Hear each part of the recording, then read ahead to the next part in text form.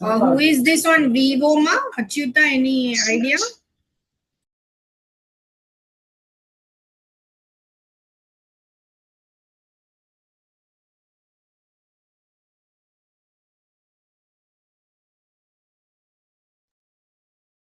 Sorry, madam.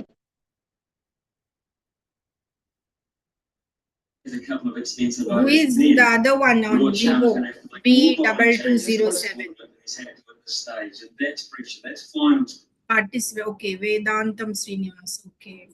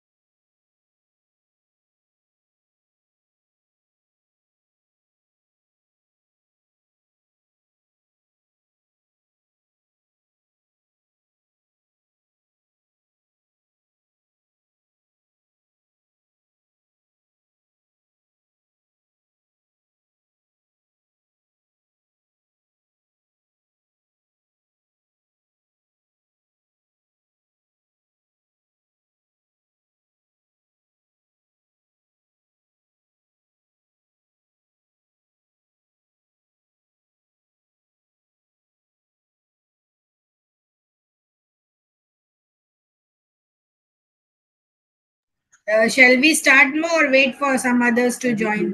Why Achyuta Chari has left? We should start by 3, no? So let me just wait for other participants to join.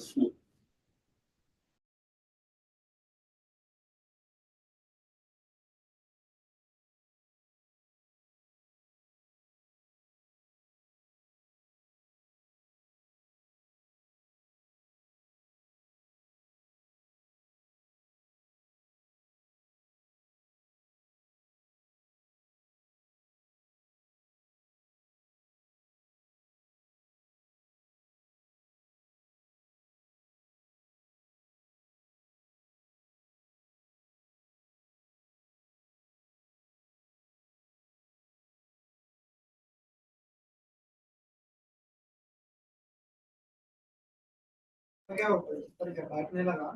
let us start. I'll just share my slides.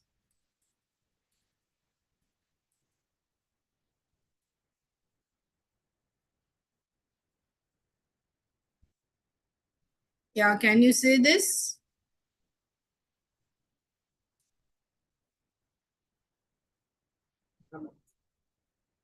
Yes, madam. Yeah, okay then. Fine. So we were all discussing about economic environment, isn't it?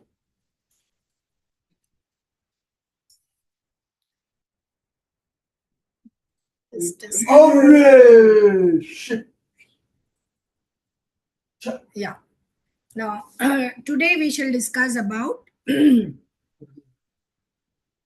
structural changes in the Indian industrial sector. Okay. See, structural changes in the economy are accompanied by structural changes in Indian industrial sector also. Development economists like W. Rostov, Simon Kuznets, Hoffman, etc., came out with different patterns of industrial development in various countries. Normally, in the backward economies, the processing of primary products predominate in the second stage, As development proceeds, manufacture of consumer goods, that is durable and non-durables, and metals, cloth, furniture, paper takes place, and in the developed stage most of the industrial production is in the form of capital goods and elite consumer durables. So, according to Hoffman, the various stages of industrial development can be measured by the ratio of consumer goods output to capital goods output. Okay. So, to him, in the first stage of industrial development, this ratio is 5 is to 1.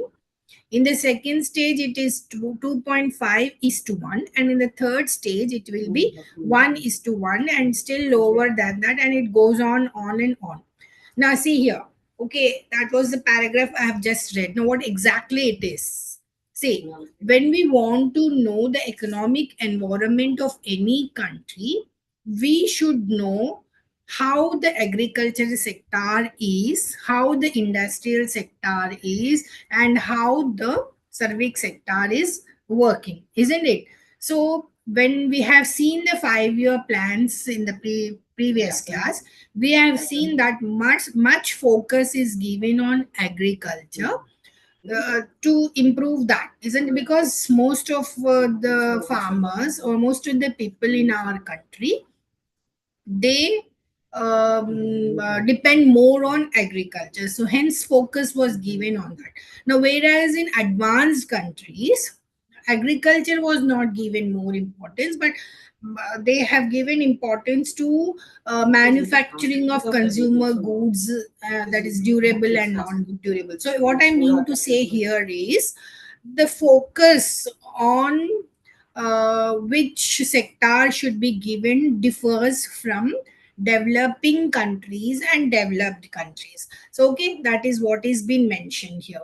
So as in when we see, they see this development in some stages. So this Hoffman, he has taken the thing how we have to know industrial development, how we have to measure this, whether this country is developing industrially or not. So what they have done, they have started I mean, he has started measuring in some ratios like consumer goods output to capital goods output. That means consumer goods manufactured during a particular period divided by the capital goods output. Okay, so what he has observed while calculating all these things is consumer goods, when they are 5, the capital goods utilized to manufacture that and is 1. Okay, so 5 is to 1 is the case in the first stage. Whereas in the second stage, consumer goods are 2.5, whereas capital goods is 1. And in the third stage, it is 1 is to 1, and it is going on decreasing. Okay, what consumer goods product or output. Okay, now when we talk about the structure of industrial growth in India, we have to see this in two variables. One is industrial growth and the other one is pattern of industrial growth.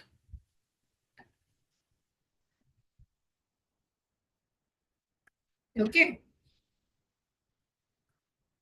now see, look at this table, industrial growth through plans. See, in the plan period 1, the growth rate is 5.7%, and in the second plan it is 7.2. It is going on increasing till ninth plan to 8.20, whereas in 10th it has slightly reduced to 8, and in 11th it has no slowed down to 6. But in 12th plan, see, the projected growth rate was 10%. So focus on industries has grown up.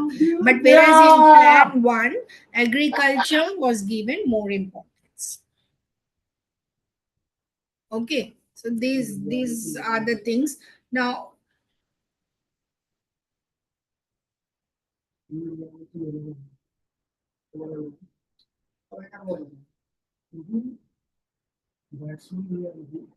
okay, so what we have to understand by this table is The percentage contribution of agriculture to GDP is going on declining, while that of industry and service sector is increasing. Okay. As the income elasticity is positive, the demand for non-agricultural products, that definitely it increases.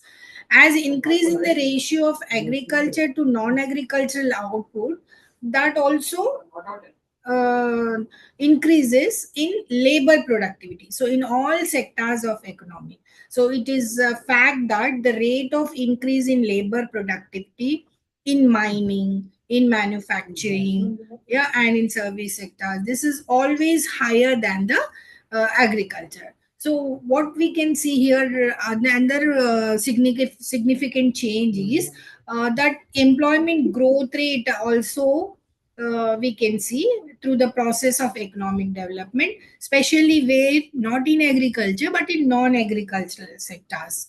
Okay. Is more so, or definitely there's a lot of structural change. So change in occupational distribution of workforce also. Okay, so this structural changes they are taking place in Indian economy because there's a change in the national income composition also. So see, generally when we observe any economy, what we see is we see three major sectors. One is primary sector, secondary sector, and tertiary sector. Now, primary sector, it includes agriculture and its aligned activities. Secondary sector includes mining, minerals, manufacturing. Okay, and in tertiary sector, it includes many services like transport, power, banking, insurance, hotels, real estate, yeah, all these things. So when we see these things, no, there's a lot of changes in the shares of, okay, the share of primary sector in GDP that has declined from 57.7% to 16.3%. Yeah, see, agriculture has declined. So we should remember one thing here, that the growth has fallen in percentage. Okay, and because industrial output and value of products in service sector has grown faster than the pace of growth of agriculture. Okay, you should remember these things.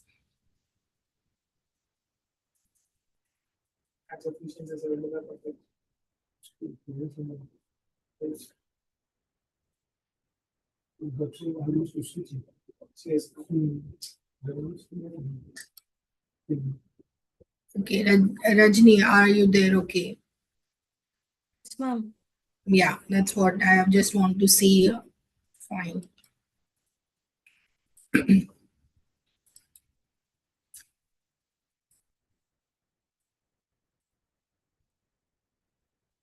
Yeah.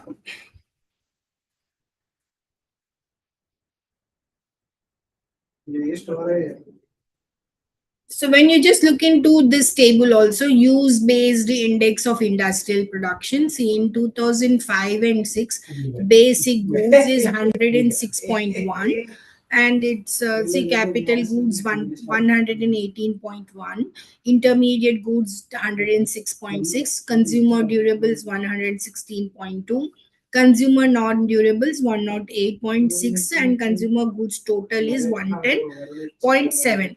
And when just you look into that in 2012 and 2013, you will see a drastic change, isn't it? So 110.7 consumer goods total to 190.6. So what it means to say that the industrial development, manufacturing of goods, manufacturing of durable goods, manufacturing of non-durable goods, that has increased in leaps and bounds. Okay.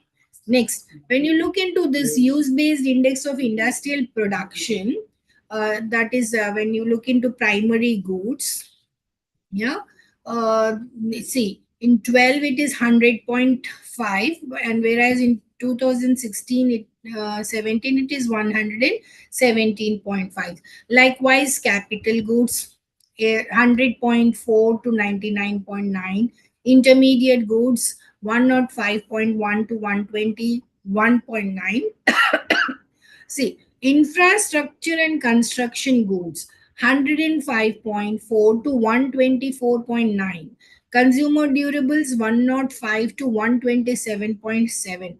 Consumer non-durables, 106.1 to 128.2. So if you just see all those things, there is a improvement, right? Because industries are producing more, yeah, more output is given when it you take especially this infrastructure and construction goods. If from 105 to 124.9 it has increased, isn't it? Yes, ma'am. Yeah. Likewise, so this today's most of the class would be on this focus on industrial development and structural changes happened right from the 5-year plan till today. Okay, so the numericals would be more. Okay, that you have to focus on. So here average annual growth of industry by use based classification. How we have classified? We have classified as basic goods, Yeah. capital goods, intermediate goods, Sorry. consumer goods, and all industries. Okay. Now, when we look into this in 1974 to 79, it's just 8.4 for basic goods, and in 1900.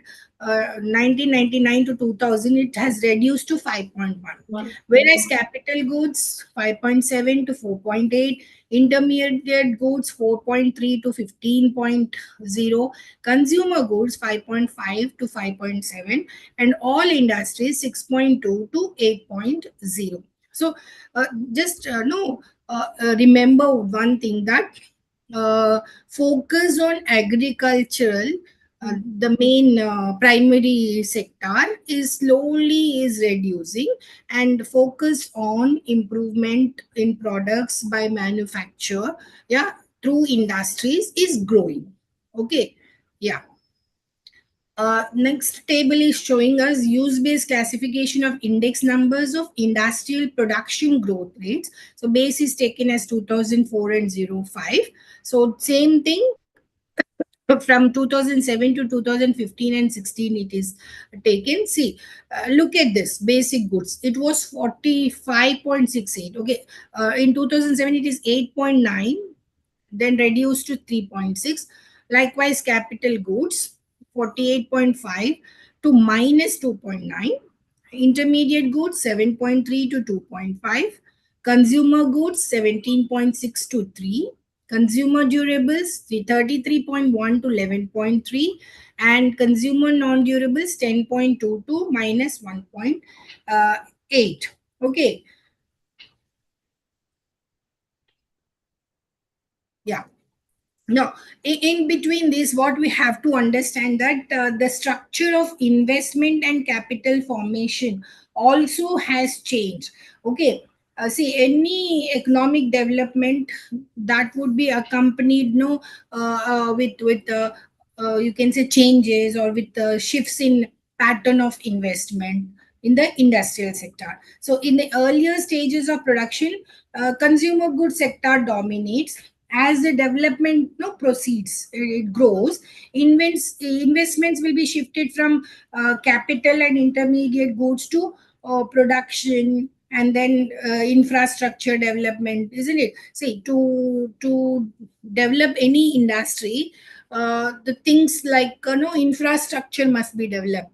That means connectivity through roads, rails, waterways, yeah, airways, that has to be developed. Banks has to be developed. There should be an organized banking system. Then insurance should be there. Electrification, yeah, power, continuous power supply, raw materials. But so all these things are needed to develop any industry. So for that, infrastructure development has to be taken care of, isn't it? So this may be voluntary or deliberate depending upon no economic system followed. So we are following mixed economic system. So that means no the benefits of capitalism, the benefits of socialism would be taken. So therefore no economic growth and economic development, they may shift.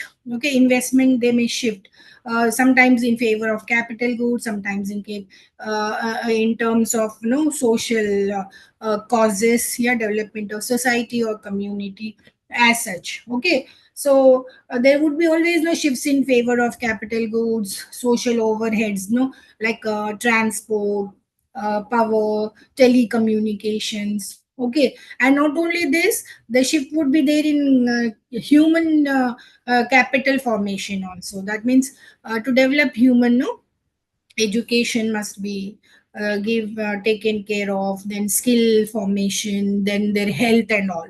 Okay, so similarly in the early stages of development, so dependence on foreign capital, foreign technology and foreign trade is very high. So even India, no, they used to depend on UK, USA, Germany, Japan for what? For foreign capital. Okay, and no. Foreign technology also, and they depend more on foreign trade. Okay, but now that it has been reduced, but earlier stages that would be more. So this always affects the gross domestic capital. Don't you agree? Definitely, isn't it? Yes, So ma'am. yeah, gross domestic capital formation and gross national capital formation would be affected because much of the focus is on foreign investment, foreign technology and foreign goods. This is when in the earlier stages of industrial development. Okay. Now, when we see the next topic here in this industrial development is, apart from these figures, is structure of consumption also. Okay, use and so economic growth is accompanied by changes in production, changes in employment, changes in factor of proportion. Okay, then skills and capital formation, all these, because they are directly affecting what, they are directly affecting the structure of consumption. Okay, as income change, pattern of income distribution across various sectors also changes, across various regions also changes, across group of people also changes. So again this is followed by change in relative price structure, terms and conditions of trade, intersectoral chain business, then international business, and all these things. Now, this is why, because these interactions, the structure of consumption and standard of living is changing. Okay, which will bring changes in the social values and their beliefs and their consumer preferences also. Okay, see the pattern of consumption expenditure in India, they are very much changing, isn't it?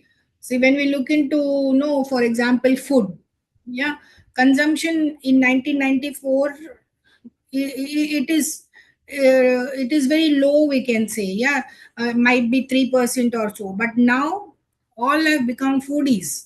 And not only that, you even see, when we just see in the roads in Hyderabad and all, till 3 o'clock also the food stalls would be there, isn't it? Yeah, we have Yes, heard this song also, no? What is that? रात को दिन निकलता है, yeah. So ma'am. that is very common in cities like all, because most of them have become foodies, hence food consumption has grown up, food industry is growing. Yeah, so when you see apparels and footwear, okay, this is also changing because people are now no fashionable. Yeah, they want to have very, Cotton. yeah, modern clothing, footwear and all.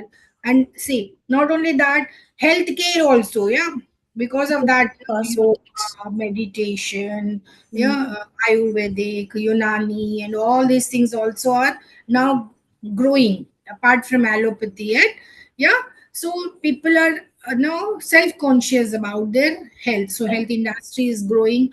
Lot of manufacture of tablets, yeah, and syrups, all these have grown up. Likewise education also. But when we see, no, sorry to say that, though the curriculum and all are good, but still no, we don't find skills among the students. Yeah, we see students doing engineering and electrical and all these things, but they do not know how to fix a fuse in the household, isn't it? So that skill is not developed. Okay, right. Anyhow, next, when we see conveyance, transportation, and all, lot of changes you can see.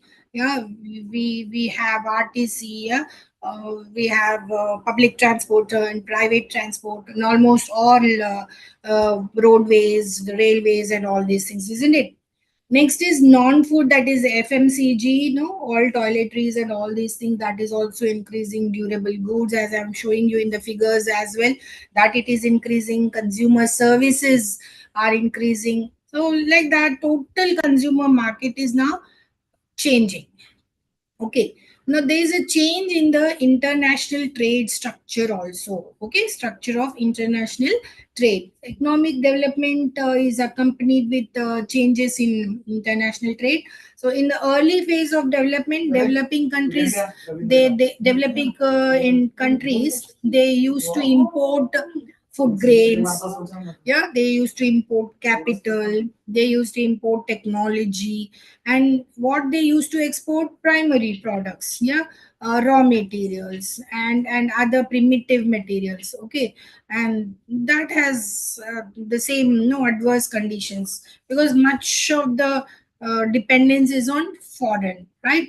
So as the economy is progressing, definitely there is a change in the composition of exports and imports also.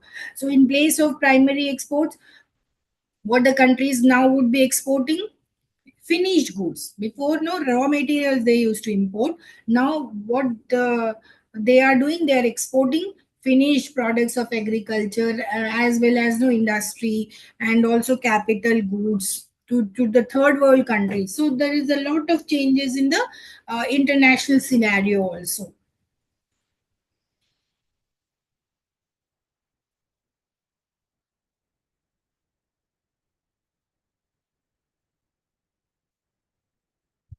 Yeah, let us now see the pattern of industrial sector. Okay, when we'll have to understand this industrial sector and its pattern, we have to learn in three ways. One is a functional pattern, and the second one is size dimensions, and the third one is ownership patterns.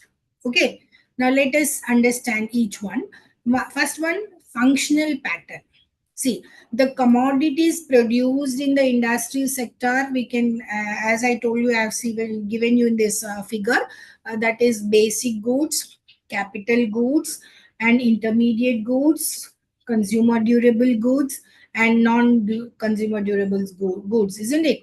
So depending upon the growth rates of each one of these, we can assess structural changes in the industrial sector. Okay.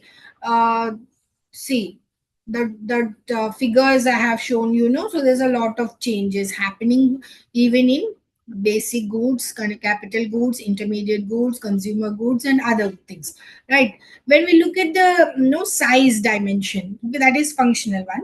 And then when we talk about size dimensions, the size of industrial unit is measured using different criteria. Some industries, what they do is they calculate how many number of laborers are employed. Say if it's 100, no, it is like a small scale industry. If you are employing more than 500 employees, to around 700 or 800, then you call it as a medium scale industry. And more than 1,000 employees, if you are employing, then you call it as a large scale industry. Okay, so the criteria to know that size dimension differs. So some industries, they may take a number of laborers employed in that. Some consumption of power. say suppose if they are consuming just 10 megawatts, okay, then it may be a short or medium. If it is 100 megawatts and all these things, medium and or more than that, no, consumption of electricity to run the big machines and all, large amount of power consumption would be there, then it becomes a large scale industry. Okay, so consumption of power, sometimes the volume of output. Suppose if you are giving some 100 bags and all, then it is a small scale industry. 1,000, 2,000, 5,000, 10,000, like that, then it is a big industry, isn't it? And then how much you are investing on fixed assets, okay, by how much, how many big machines you are bringing in, so that is fixed capital investment. So based on this we can understand the size dimension of an industry. Okay, so in India, basically what we do is we measure through amount of fixed capital investment. Okay, in what? In plant and machinery. Okay, so remember that. So using this criteria, that is how much fixed capital you are investing in plant and machinery, we can divide it into four. One is micro in enterprises, second one is small enterprises, then medium enterprises, and fourth one is large enterprises. Okay, first one is micro enterprises. If the industrial unit, they are engaged in manufacturing of goods, and how much they are investing in plant and machinery, exceeding 25 lakh rupees. Okay, 25 lakhs rupees they are investing in getting plant and machinery. Small enterprises exceeding 25 lakhs but not exceeding 5 crores. Okay, that is small enterprises. Now, medium enterprises, they are exceeding 5 crores and not exceeding 10 crores. So, between 5 crores and 10 crores, that is medium enterprises. Next is large enterprises. These are the industries who are engaging in manufacturing of goods and they are investing in plant and machinery more than 10 crores. Okay, so this is how in India the industries are divided. Okay, we have this micro, small, and medium enterprises we call as MSMEs. Okay, they are playing an important role because as less capital intensive products producers. Okay, less capital intensive producers of what? Of consumer goods, and they are providing employment to labor. Therefore, what they are doing, they are addressing the problems of poverty.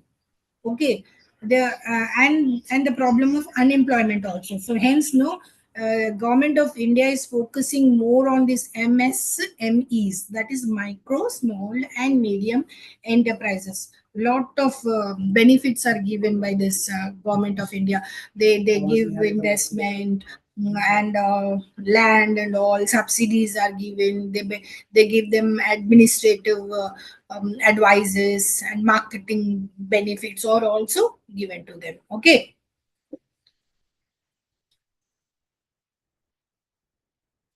and the third pattern is ownership pattern.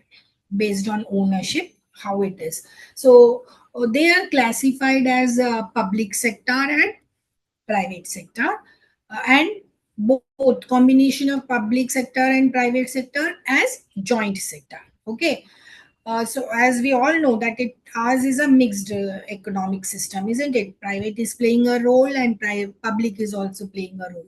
Sectors, I mean to say, industries, you can say. Okay, so there's no clear cut demarcation also. Yeah.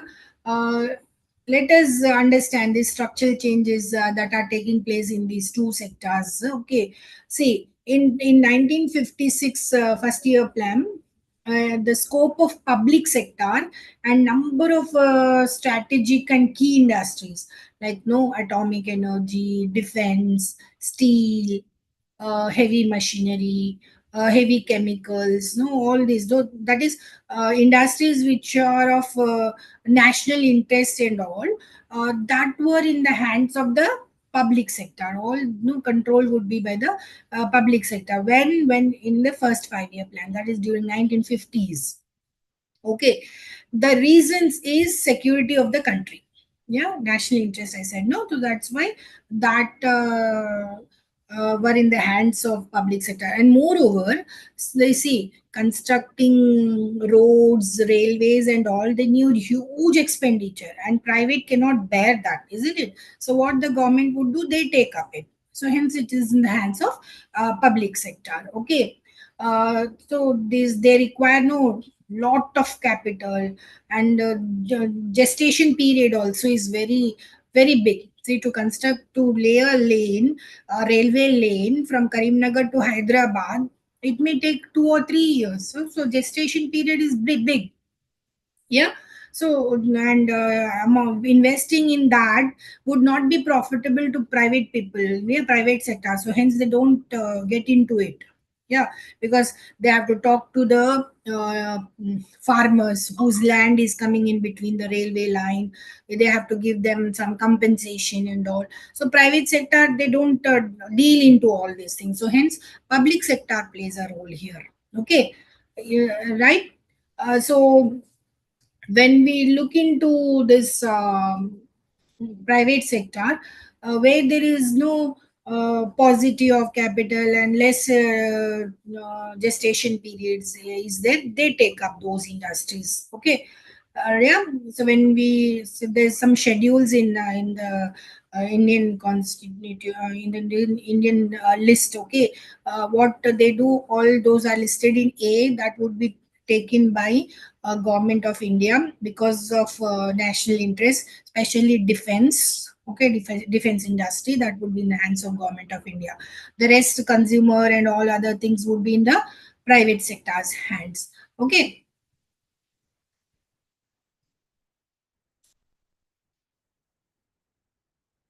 Okay. This, yeah. Our next topic of interest is,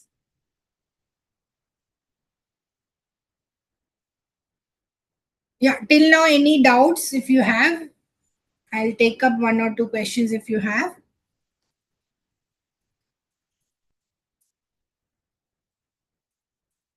No, ma'am. No. No. Okay. Fine. Just give me a second.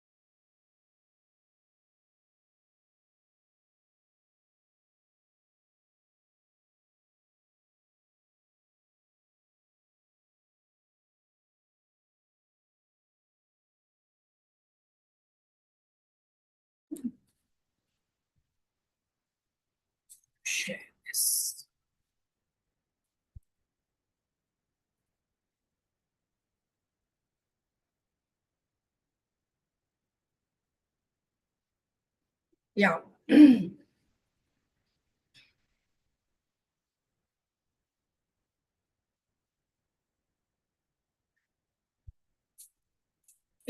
Yeah, next, see, Indian economy, no, they were in, you can say, doldrums till 1990. Okay, the critical problems, no, inflation rate is going on increasing, so inflation, prices are going on rising, no, two digit, double digit raise is there in inflation, and adverse balance of trade.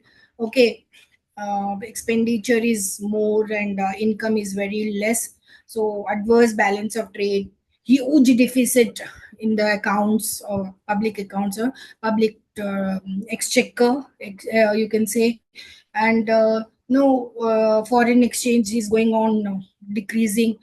There's no enough reserves with the government of India. So you can say that no, India's economy during 1990s, no, they were at the verge of a collapse, you can say, or it is in the brink of collapse. Okay, now what the government of India has done in 1991 is they have tried to make corrections. See, if we do some mistakes, we try to correct it, isn't it? So they started no, putting on pressures and correcting what is wrong and all, so that they can put the development of India on the track. Okay, so to this, no, they started negotiating with the International Monetary Fund and World Bank and all these things to give them as financial assistance and all. Okay, so a lot of negotiations has been done, and they have given four important suggestions. What they said is, follow this 4D, then your Indian economy would be on the track. Okay, what, who is saying this? IMF, that is international, International Monetary Fund and World Bank. What they are saying is 4Ds. Number one is devaluation, number two is deflation, and number three is denationalization, and number four is deregularization.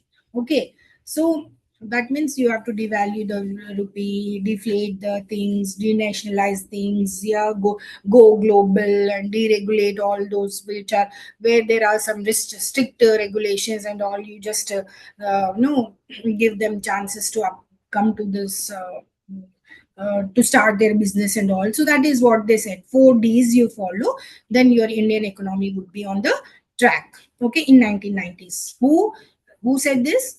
International Monetary Fund and World Bank. Okay, so guided by these four things, measures given by them, what government of India has done is they introduce radical changes.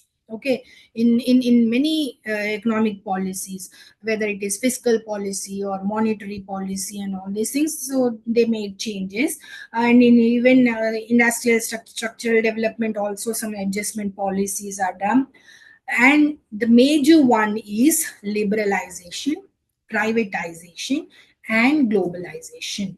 Okay, now not only this, they what they did, they devalued the currency also. Fiscal discipline is brought again by this FEMA Act and all.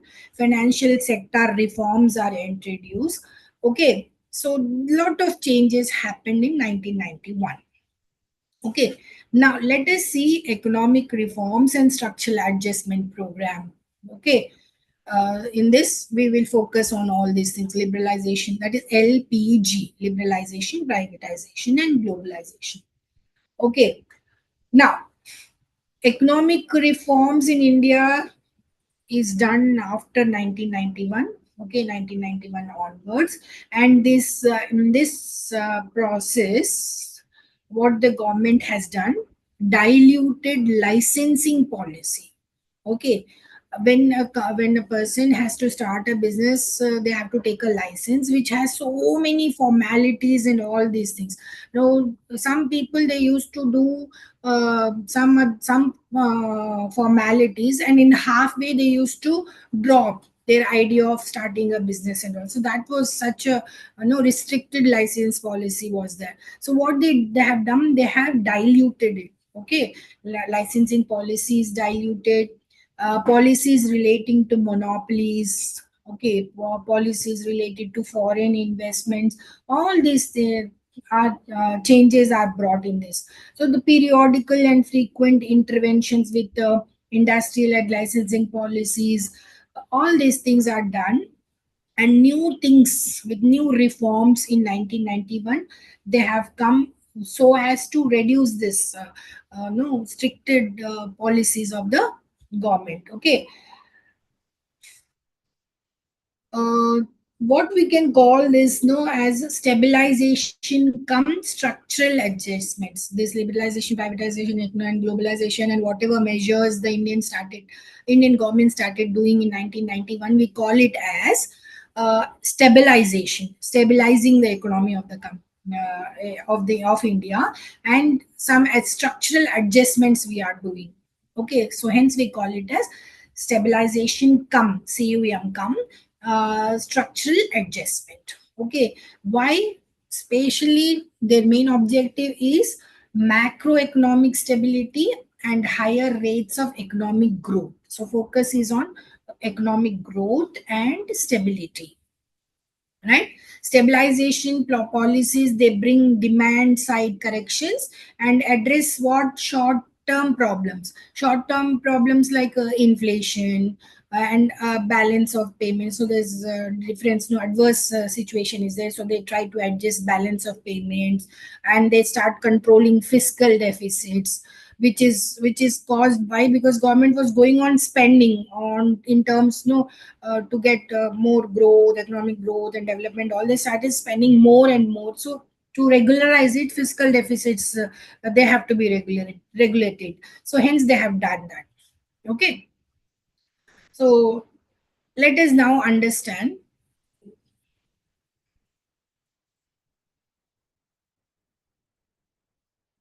Did I take privatization first in the slides? Liberalization later.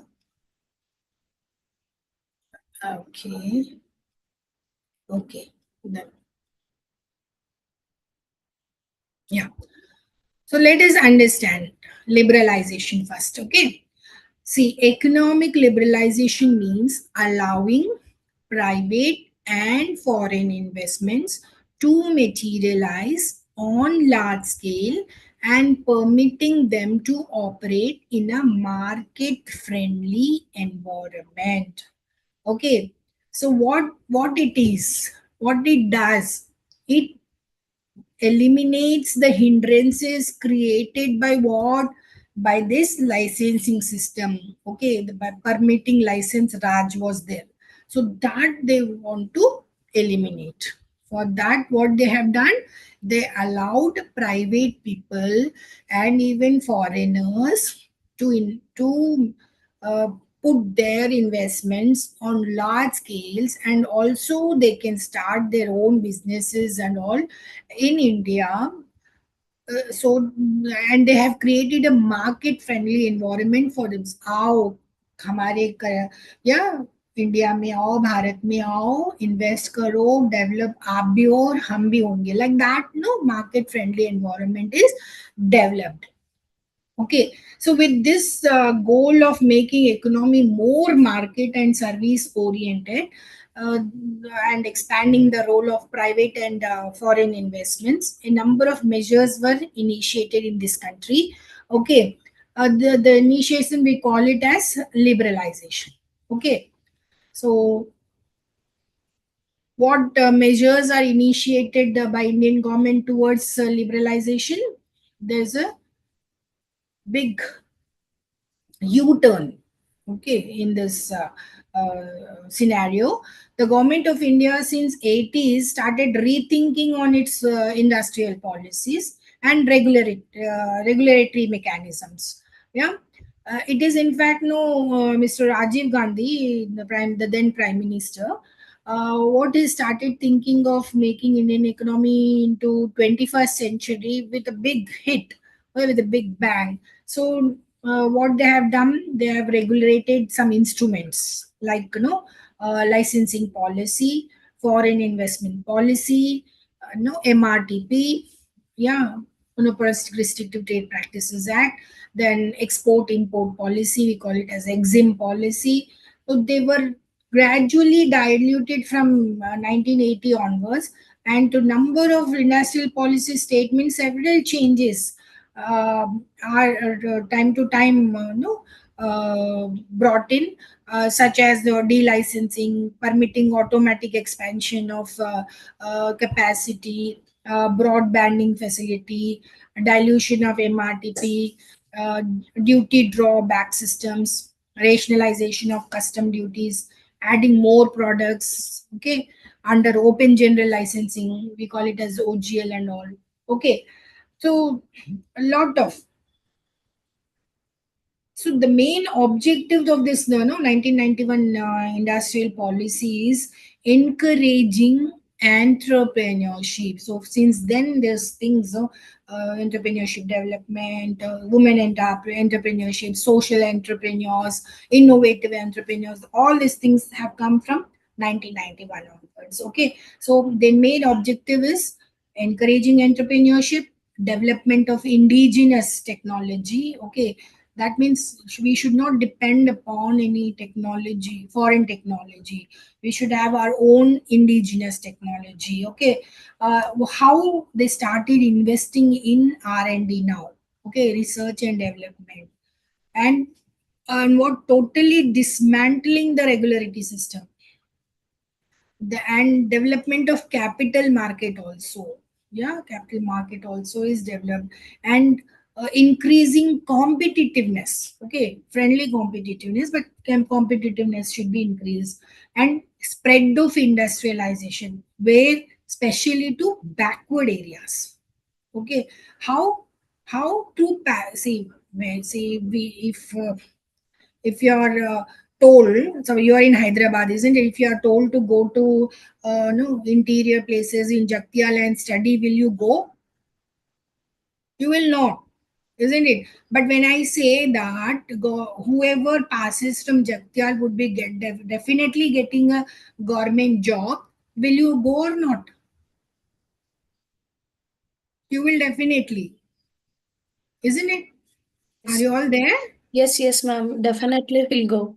Yeah, you will definitely go, because some motivator is there, no, some incentive is given to you. Correct. Otherwise, you will not leave Hyderabad. Hmm. Yeah. So those people also, if they want, if government is saying you to start a business, to start your entrepreneurship, or to start your own venture in backward areas, they won't go, isn't it? So Yes. what government of India would do, give some incentives, package of incentives, okay, and some institutions, and they develop infrastructure and all, then they will go, isn't it? So Correct. likewise, it has happened in 1991. Okay, so major changes were brought in, no, five areas we can say. Number one is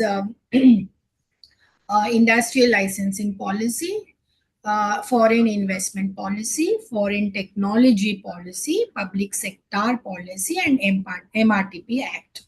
Okay.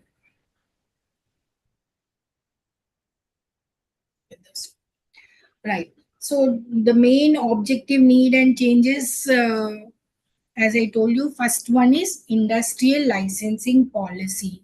See, changes introduced in five major areas. First, we will take up industrial licensing policy. See, here the main objective of this is to improve quality, okay, and cost effectiveness and competitiveness. Okay, see, quality goods have to be produced, and cost must be regulated, and competitiveness must be. See, when we are creating competition, definitely everyone would be trying to capture the market. For that, qualitative goods would be produced, reasonable prices would be there, isn't it? So therefore, to improve this policy has come, industrial licensing policy. Now, why we need this change? Yeah, this change is needed because we have to whatever the problems of entrepreneurship is there, that is, people are not coming to start their business because of this licensing very difficult policies in getting the license to start a business. If you are deregulating it, reducing it to some 1 or 2 steps only, people would come. So the change is needed here. So hence, this has been brought. Okay, all the existing registration schemes, they are abolished. So now simply what the entrepreneurs have to do, they have to simply file an information memorandum. Okay, and a new broadbanding facility is to be provided. Then definitely automatic license would be given to them, and to require, if they want to import capital goods also, they are given assurance. Okay. But only thing is 25% of plant and machinery only should be brought in, and it should not be more than 2 crores. To that extent, import of things are given. So simple steps are being given to them, and total the previous licensing policy, that is no licensing Raj was there. We call it licensing Raj and all that was been totally abolished. Okay, so that is first one, industrial licensing policy.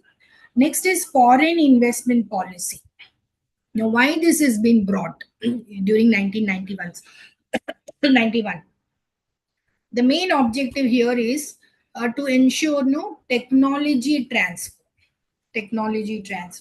and bring in marketing expertise, and introduce modern managerial practices, and provide new possibilities for promotion of exports. For that reason, foreign investment policy is adopted. Okay, see, you see, when you are giving a chance for a foreigner to invest in your country, definitely they will bring in their technology, isn't it? Now, see, for foreign universities are coming, we are saying in a few years to come, foreign universities are coming, we are saying. What they do, they bring in their technology here, isn't it? Technology of developing curriculum, technology of uh, delivering the lecture on the curriculum, all these things they'll bring, isn't it? Yeah, when it is possible, when foreign investment policy is introduced, isn't it? So that means transfer technology is getting transferred, and not only that, they'll try to bring the marketing expertise also. They want every student of India to join their university, isn't it? So for that, lot of marketing expertise is being brought, and modern managerial practices, that is how to plan, how to organize, how to coordinate, how to control all these things, that would be taken care of, isn't it? And there would be a new possibilities also for promoting exports.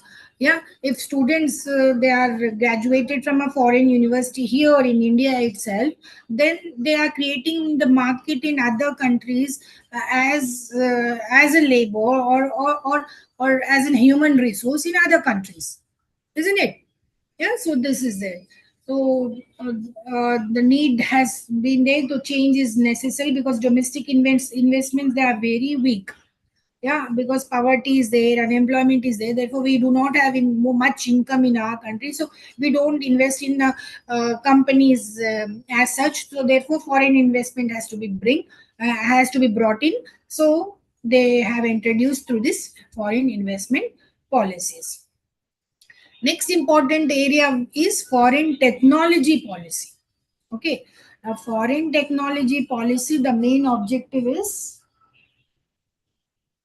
uh, to inject, we can say, or to get into, yeah, what the desired level of technology, yeah, dynamism in Indian industry, yeah, all this mobile technology, engineering technology, that have come because of this foreign technology policy.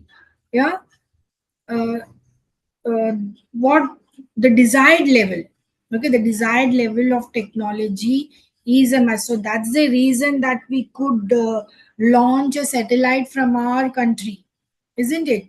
Yeah. So that is needed, and yeah, why this technology agreement has been introduced is we need this change, because automatic approval of technology agreements in higher areas, priority sectors must be given, whether it is defense or big industries and all these things, no? Foreign technicians, foreign testing of indigenous technology, all they are needed. Okay. Next is public sector policy. Now, why this policy has been brought with an aim, with an objective that to make public sector more growth oriented, okay, technically dynamic, and should give a new lease of life to this public sector. No, by what? By restructuring the whole thing. Okay, and that's why. And the professionalism must be brought in that, disinvestment of public sector equity, and public sector no, they can enter into some uh, private things also through a memorandum of understanding to learn their technology as such, right? So public sector policy is introduced. Next important one is MRTP Act, monopolistic restrictive trade practices. Now, the main objective of this policy is to make Indian industry more competitive, okay, internally as well as internationally. For that reason, this act has been brought. So, why? What are the changes because of this MRTP? Is no pre-entry scrutiny for investment decisions by MRTP companies, and emphasis would be given on controlling and regulating this monopolistic, restrictive, and unfair trade practices. The Competition Act 2002 is now replaced by this MRTP Act. Okay, so a big U-turn is taken in Indian economy. Okay, and we have another one also, that is Foreign Exchange Regulation Act, FERA we call it, which has been changed into FEMA, that is Foreign Exchange Management Act in 2000. What it is doing is it is liberalizing the. Harshinder?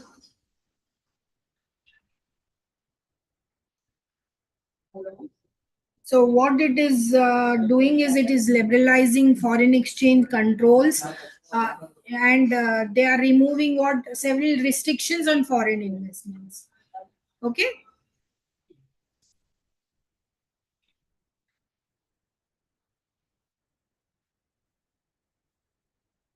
Yeah. Next topic is privatization. Let us understand this. Privatization has numerous interpretations, such as change in ownership of an organization from a public agency to a private individual or agency, or a change in management or workers, cooperative, or sale of equity, partly or fully, entry of public enterprise into equity market, or leasing or contracting with a private party to run a public sector enterprise for a specified time. So it can be any of them or a combination. So let us understand one after the other. See, privatization means, number one, it can be change in ownership of an organization from a public agency to a private individual or agency. For example, X company is a public company. Okay. Now, when you're introducing privatization, it means that that X company can now be owned by Y, we can say, okay, Y individual. The whole ownership is now changed. Now, who is running this X industry now? Y is. That means almost all the activities are taken care by that Y. Okay, that is privatization. That means total ownership is changing. One. Next is change in management or workers cooperative. Otherwise, majority of the people who are working in a X in company are taken by most of the private people. They are planning, they're organizing, and all these things. Then we call it as privatization. Okay, or sale of equity partly or fully. So whatever the equity shares of X company are there, if you are selling it partly or all the equity shares are sold, then it becomes a private enterprise. Okay, or entry of public sector into equity market. Suppose if X company is, if, as I said, it's a public company, now it is entering into a equity market, that is buying the shares of all private sectors and all, right? Then majority of shares are by private people, then it becomes private company. Or leasing or contracting with a private party to run a public sector. So otherwise, this X, what they have done, they are leased some of their activities, or they have contracted for a period of time to a private property to run this X company for a particular period of time, then it is a private company. Okay, so either of these ways you can privatize a company, or combination. It can be a combination, so partly fully and then management also, or run lease and the change in management also. So like that, it can be a combination as well. Okay.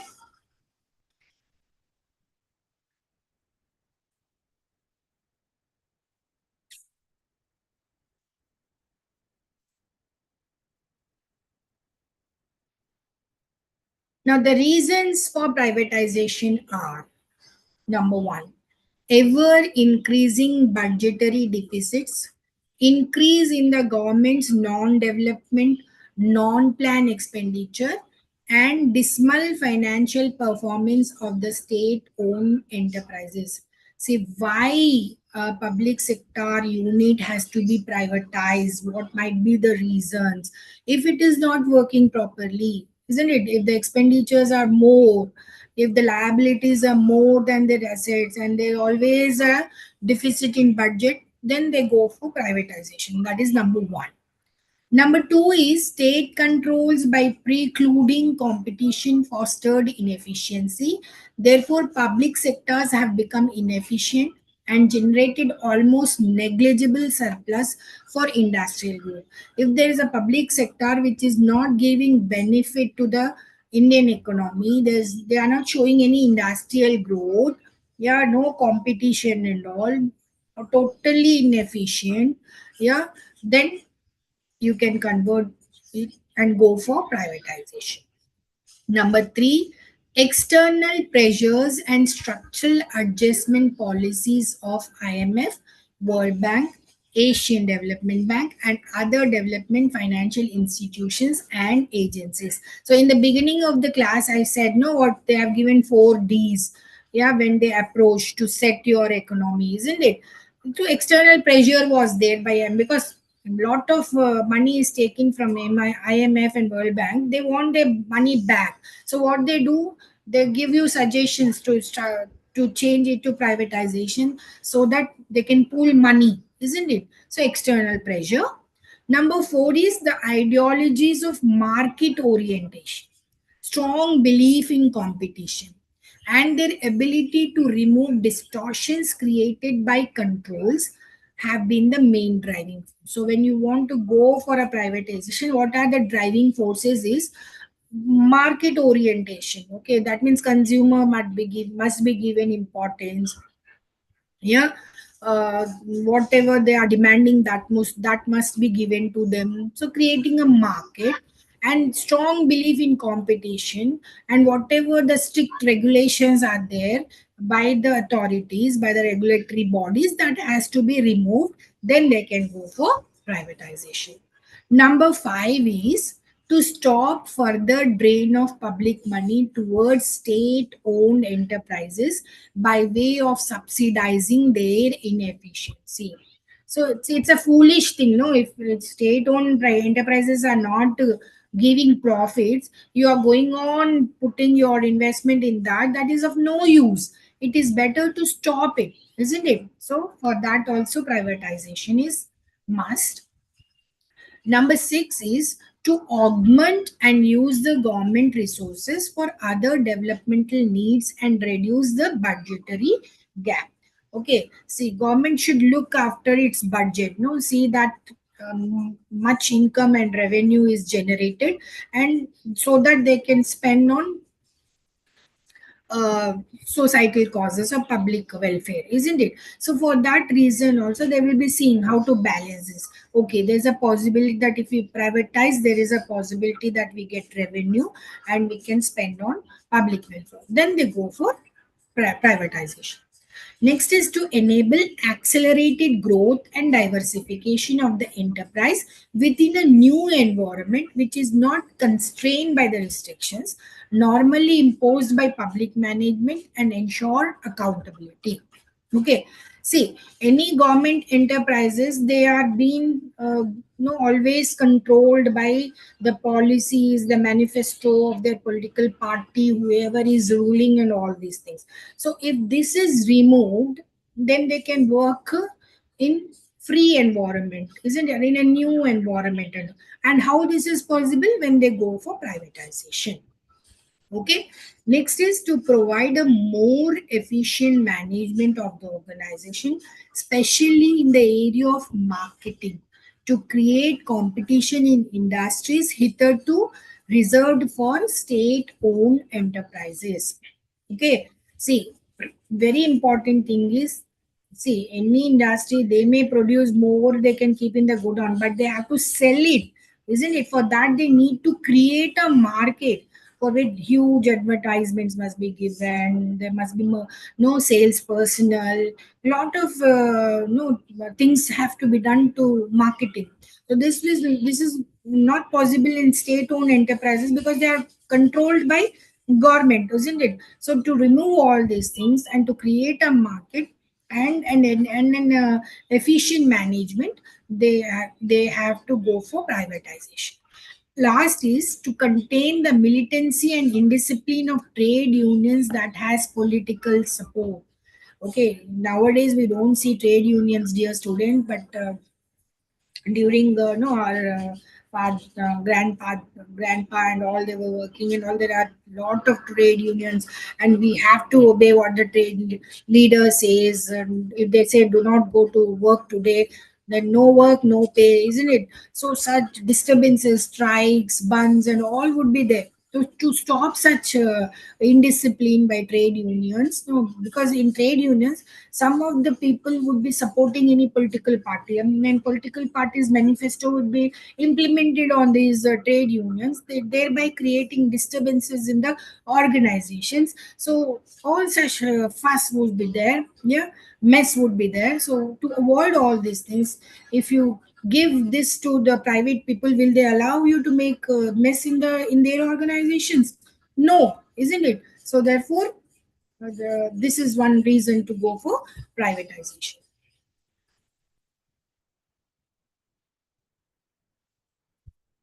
Yeah.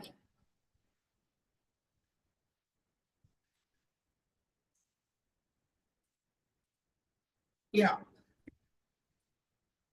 We will stop here now because, okay, Vedantam Srinivas has raised his hand. I have seen just now. Yeah. Any question, ma? Yeah, madam. One doubt, Yeah. madam. Yeah, Related please. to the privatization, Vishaka Steel is there, no, madam? Is Yes. considered as this case Yeah. privatization? Okay. Is it right example or not, madam? My doubt. Yeah, I'll just look into, okay, and I'll let you know. Fine. Yeah, Because I madam. have to see whether they have gone for partly equity and all, fully and all. Okay. Yeah, So I'm not yeah. sure. I'll just go through it and I'll let you know. Okay. Okay, madam. What cause they have taken. Reality. Yeah. Yeah. As concept to reality, what happened that Okay. I will Definitely. also research. I will also search in Google that, but Okay. from inputs from you, madam. Okay, I have some of my friends in Vishakhapatnam. I'll take their inputs also and let you know. No, I have to give a correct picture, isn't it? Yes, madam. Yeah, okay. Yeah, I've got some calls also from other places and some who are streaming in YouTube that they want to see cricket match, it seems. Today is final, no? ICC. Okay, any of you, almost our class is done for 45, 1.5 hour, isn't it? Yes, ma'am. Most, yeah. Okay, then have a nice week and good day. We'll meet next week. Fine. Thank you, ma'am. Thank you, Thank you. madam. Thank you, dear. Bye, ma'am.